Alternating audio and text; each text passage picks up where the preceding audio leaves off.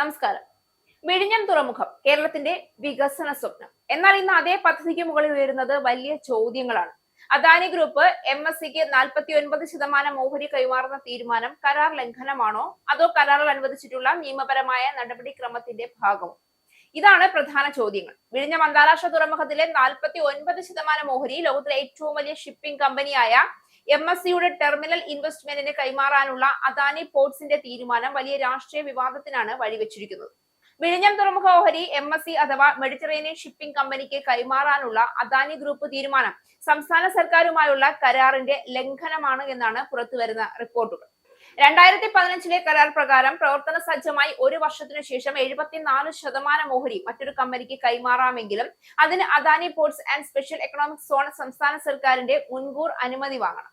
എന്നാൽ MSCയുമായുള്ള ഓഹരി പങ്കാളിത്തത്തിന് അനുമതി തേടി ബുധനാഴ്ചയാണ് അദാനി ഗ്രൂപ്പ് സംസ്ഥാന തുറമുഖ വകുപ്പ് സെക്രട്ടറിക്ക് കത്ത് നൽകിയത്.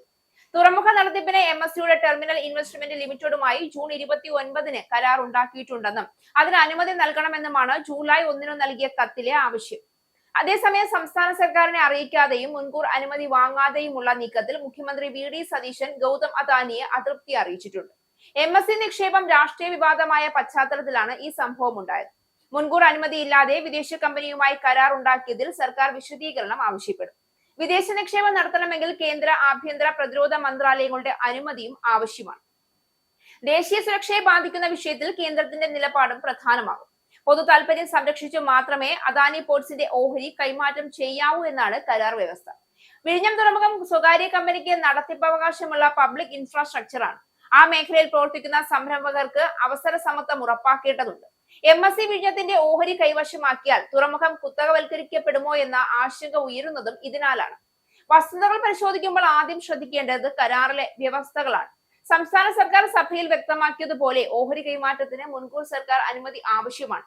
സർക്കാർ ഇതുവരെ അദാനി ഗ്രൂപ്പിൽ നിന്ന് ഔദ്യോഗിക അപേക്ഷയോ അനുമതിക്കാനുള്ള ഫയലോ ലഭിച്ചിട്ടില്ല എന്ന് കഴിഞ്ഞ ദിവസം വ്യക്തമാക്കിയിരുന്നു. മാധ്യമ റിപ്പോർട്ടിലൂടെയാണ് വിവരം അറിഞ്ഞതെന്നും വ്യക്തമാക്കിയിട്ടുണ്ട്. അതിനാൽ ഈ ഘട്ടത്തിൽ സർക്കാർ അനുമതി ലഭിച്ചുവെന്ന് പറയാനാവില്ല.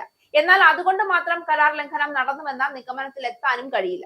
അതിനുള്ള ഉത്തരം ഇതുവരെ ഇല്ല എന്നതാണ്. കാരണം അദാനി പോർട്സും MSCയും തമ്മിലുള്ള ധാരണാപത്രം തന്നെ നിയന്ത്രണ സർക്കാർ അനുമതികൾക്ക് വിധേയമാണ് എന്ന് വ്യക്തമാകുന്നുണ്ട്.